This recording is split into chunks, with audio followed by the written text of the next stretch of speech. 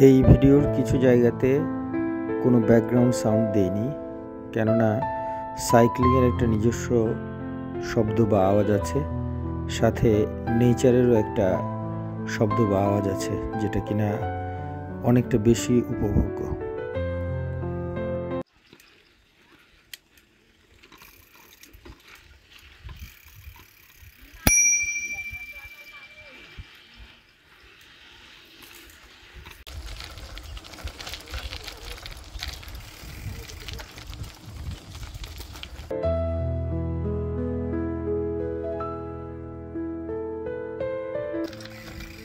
আজকে আমরা যাচ্ছি হিলুয়াছড়ার দিকে।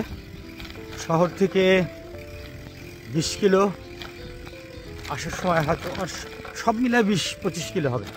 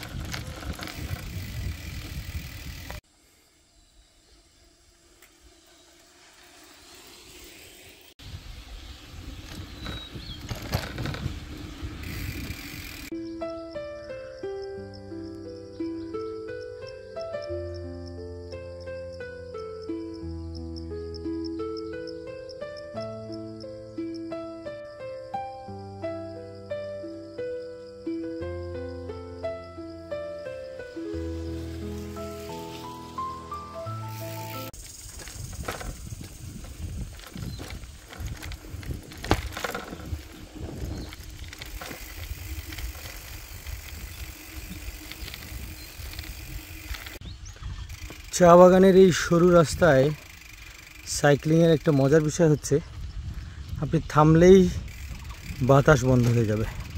তো মোটামুটি একটা স্পিড মেনটেন করে যখন চালাতে থাকবো তখন বাতাস আসবে। আর আরেকটা বিষয় হচ্ছে, টাইম হাতে নিয়ে বের হতে হবে, তাহলে মজাটা করা যাবে।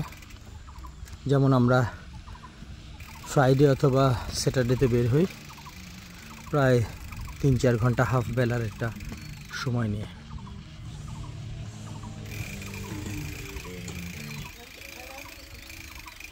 এখানে থামবেন?